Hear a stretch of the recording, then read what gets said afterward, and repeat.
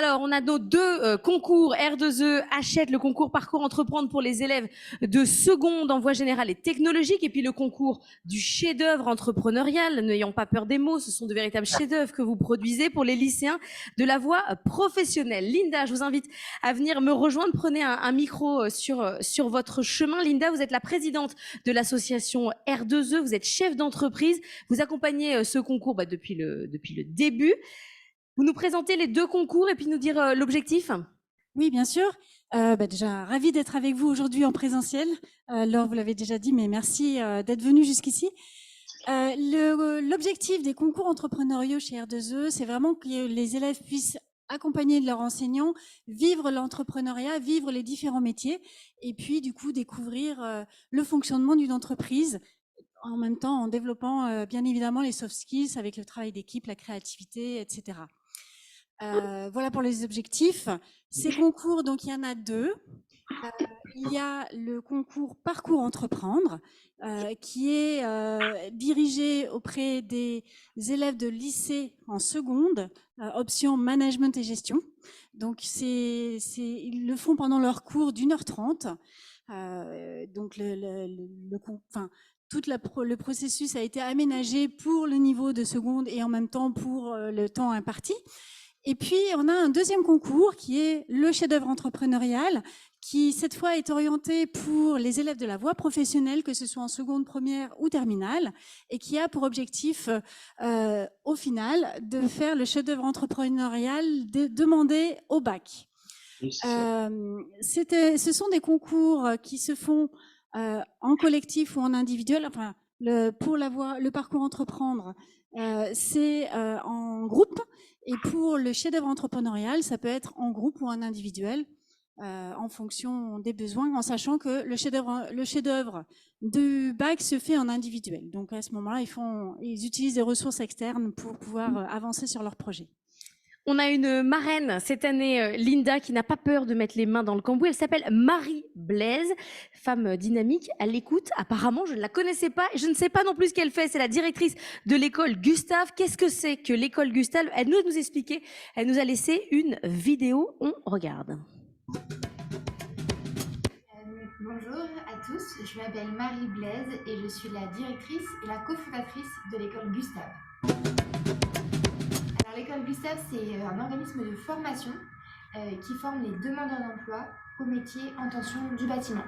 Donc chez Gustave, on forme des personnes qui ont entre 18 et 60 ans. On les choisit sur leur motivation et leur personnalité. On les forme à des besoins très spécifiques des entreprises sur les métiers de la plomberie chauffage et de l'électricité. Alors est-ce que je pense que j'ai toujours été entrepreneur? Oui, je pense qu'on est entrepreneur de sa vie. Donc depuis que je suis toute petite, j'ai pas mal de projets qui me tiennent à cœur. J'ai fait beaucoup de sport à haut niveau. Et puis j'ai beaucoup voyagé pour mes études. Donc après mon lycée, je suis partie en Australie pendant 3 ans, à 18 ans du coup. Et j'ai fait toutes mes études là-bas. Donc je suis partie toute seule. Donc c'était vraiment un côté très entrepreneur parce que je suis partie toute seule à l'autre bout du monde. J'ai fait mes études là-bas. Puis après j'ai fait des études en Espagne. Et ensuite, j'ai travaillé dans une association au Cambodge, en Asie. Puis après, j'ai travaillé dans une entreprise en Allemagne. Et après tout ça, je me suis dit que je voulais créer une entreprise en France. Et donc du coup, ça a été une vraie aventure entrepreneuriale de voyager de pays en pays, de s'adapter à la vie, à la culture, aux habitudes. Alors, il faut savoir qu'au lycée, moi, j'étais pas très forte à l'école. J'ai d'ailleurs jamais été très forte à l'école, ça m'a jamais trop plu. Mais après le lycée, j'ai commencé à trouver ma voie et à trouver qui j'étais, qu'est-ce que j'avais envie de faire avec ma vie, qu'est-ce qui me plaisait au quotidien. Ça, j'ai commencé à le trouver et une fois que j'ai trouvé ma voie, c'est comme ça que j'ai créé mon entreprise.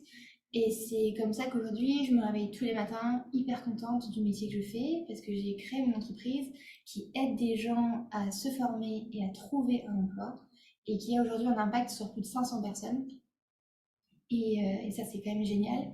Donc, moi, ce que je voudrais vous dire aujourd'hui, c'est quand j'avais votre âge, quand j'étais au lycée, je ne savais pas trop ce que je voulais faire. Ça me stressait beaucoup. Je savais pas qui forcément j'étais. Mais j'ai toujours un petit peu suivi mon instinct et j'ai toujours été au bout de mes projets. Quand j'avais une idée, et ben je l'ai essayée, qu'elle marche ou qu'elle marche pas, mais j'ai été au bout. Et ça, c'est vraiment ce que je vous conseille. Croyez en vous, croyez dans vos idées, n'essayez pas de ressembler aux autres. Vous êtes une personne unique et c'est ça qui fait votre force. Donc croyez en vos forces. Voilà, croyez en vos forces, c'est très très beau. Donc on a le prix Hachette, le prix du numérique, le prix de l'ESS. On commence avec le prix Hachette avec les nominés.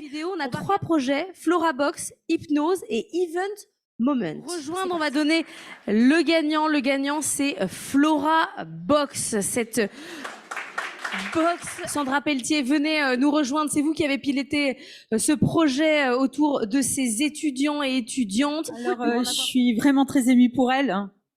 Et pour tous mes groupes aussi. Il n'y a pas que qu'elle. Vraiment félicitations à vous les filles. Je suis très fière de vous. Le lycée aussi, je pense. Est-ce que ça vous a vraiment intéressé ce projet? Oui, c'est vraiment inspirant comme expérience et ça nous a appris beaucoup de choses et moi ça m'a aidé aussi dans mon orientation scolaire donc ouais, ça a été vraiment bien. Vous allez faire quoi? Excusez-moi, je vous ai pas entendu. Vous allez faire quoi, puisque vous savez, vous, ce que vous allez faire dans votre orientation? Pas vraiment, mais je compte peut-être partir donc dans le commerce et la communication. Enfin, voilà.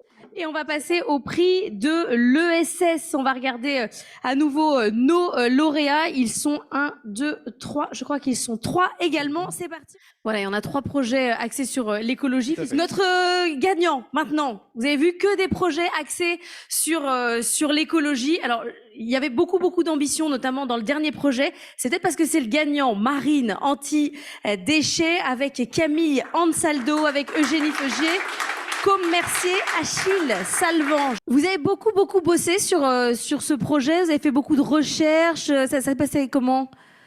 Oui, effectivement, en fait, on avait 1h30 par semaine de management et on travaillait en classe et notre professeur nous donnait des pistes en fait à suivre. Et quand on n'avait pas fini le travail, on pouvait continuer à la maison. Mais c'est vraiment nous qui avons fait les recherches. Un mot de votre enseignante, Marilyn, je crois que vous êtes à côté, on vous a vu dans l'écran, Marilyn. Bravo à vous. Vous leur avez dit ça, voyez grand, allez chercher des grands partenaires. Complètement. Il fallait véritablement pouvoir avoir un regard beaucoup plus grand, beaucoup plus large pour que ce soit une idée qui pourrait folle, mais qui pourrait véritablement fonctionner. Et on va passer à notre dernier prix, le prix du numérique. On donne le gagnant? Ah bah je veux bien. Le gagnant, c'est Move and Mine, Emeline Bail, Lucille Vigier, Laura Audouard, Charles Del Rio Calvo. Bravo. On va passer au concours du chef-d'œuvre entrepreneurial. Ça, c'est pour les lycées de la voie professionnelle. Pour ce concours, les élèves pouvaient décider soit de travailler seuls, soit de travailler en groupe. On va d'abord commencer avec le gagnant de la 3e place. Alors, l'équipe de Data Protect. 3e place. Vous nous rejoignez, vous venez nous voir sur scène, l'équipe de Data Protect. Alors, Data Protect, des business vendus 2 € avec une marge de 1,84 €. Personne fait mieux. C'est très rentable quand même. Super projet, bravo à vous. Un mot, comment vous avez réussi à les faire travailler ensemble? On a essayé de trouver les compétences de chacun, d'essayer de les organiser, mais je pense que le plus important, c'est que ce soit eux plutôt qui s'expriment, parce que je crois qu'ils ont des choses à expliquer par rapport à leur projet. En fait, on a choisi le produit ensemble, et le produit qu'on a choisi, c'était le produit le moins cher et le plus intéressant. Enfin, intéressant, c'est un grand mot, mais celui qu'on pouvait vendre le plus facilement possible. Et le protège-carte, c'était vraiment quelque chose d'abordable. Comme vous l'avez dit, on se faisait une marge énorme. Ouais. Et on pouvait vraiment vendre ça à tout le monde et on pouvait attirer toutes sortes de clientèle. Bravo, on va passer à notre 2e place. Le nom du projet, c'est Clean for Real. Alors, Clean for Real, quelqu'un s'est dit, il y a des choses à nettoyer. Comment vous êtes parti de ce projet? Alors, notre projet, on a commencé par, on a eu l'idée de faire ça parce que on devait créer une mini-entreprise. Du coup, par groupe, on était tous répartis. On devait chercher des idées différentes. Et nous, avec ma collaboratrice Tani, on a trouvé l'idée de commercialiser un kit vaisselle pour faciliter la vie des gens de manière éco-responsable et artisanale. Un mot de l'enseignante, comment vous les avez fait travailler tous ensemble, sans qu'ils se disputent, malgré des critères hiérarchiques? Alors, aujourd'hui, je suis vraiment fière de mes élèves parce que là, ils sont, bien. ils sont intimidés, mais la voix pro, elle a besoin d'être valorisée. Hein, je pense que c'est vraiment une voix. Voilà, on voit aujourd'hui, regardez, ils sont tous en tenue pro, ils sont venus avec leur prof à l'heure, au départ du lycée. Et je pense qu'il y en a certaines qui ont de la personnalité pour créer leur entreprise. Ça n'a pas toujours été simple, mais elles ont oublié de dire qu'elles ont travaillé avec des personnes âgées pour fabriquer leurs produits. Et là, c'était vraiment super, cette relation intergénérationnelle entre les lycéens. Elles étaient toujours à l'heure. Il y a Célia qui a appris à coudre les éponges. Parce que tout a été fait par eux. C'est pas des produits qui ont été achetés. Vous les avez fabriqués. Voilà, tout a été fait par les élèves. Célia, avec Romane et Wassim, ils allaient régulièrement donc un atelier de couture avec des petites mamies. Et tous les jeudis, elles n'avaient pas spécialement cours, mais ils voulaient y aller. Et puis Cléa également, le service technique avec une association sur Palaiseau, donc très respectueuse de l'environnement, qui a mis en place un espace de coworking. Pareil, tous les jeudis matins, on n'avait pas besoin de leur dire faut être à l'heure. Elles y étaient présentes. Allez, on passe à notre gagnant du premier prix, le premier prix Webcan. Venez avec nous sur scène. Quel projet de donner des cours d'informatique aux seniors. Alors ça c'est quand même un sacré projet. Laurine Vu, Luna Dian, Touto, Alicia Pierre, Cindy Maison, Alexis Witz. Comment vous avez construit un peu votre idée, votre projet? Alors en fait, le projet Webcan, il existe depuis environ 7 ans. Et en fait, c'est tous les 3 ans, une même équipe. Ouais. Donc, de la seconde jusqu'à la terminale, Madame Salah et une autre professeuse qui s'appelle Madame Elmouni, ils prennent dès la seconde des élèves en charge. Et en fait, ils reprennent en charge Webcan. Et en fait, notre but à nous, c'est juste d'aider les seniors à régler leurs problèmes informatiques. Et en fait, on le gère directement au lycée. Donc, il y a des cours tous les mercredis après-midi de 14h jusqu'à 16h au lycée Daniel Balavoine. Et en fait, c'est des cours personnalisés pour chaque senior.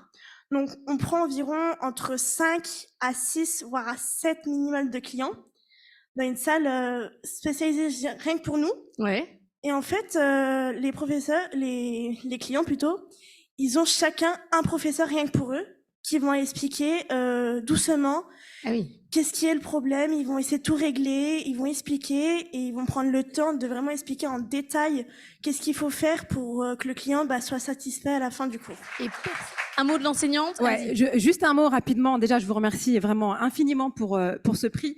On est extrêmement fiers. Vous pouvez pas savoir à quel point nous, en tant qu'enseignants, et il y a beaucoup d'enseignants ici, le travail et le dur labeur qu'on a au quotidien et d'être récompensés comme ça, on est extrêmement heureux.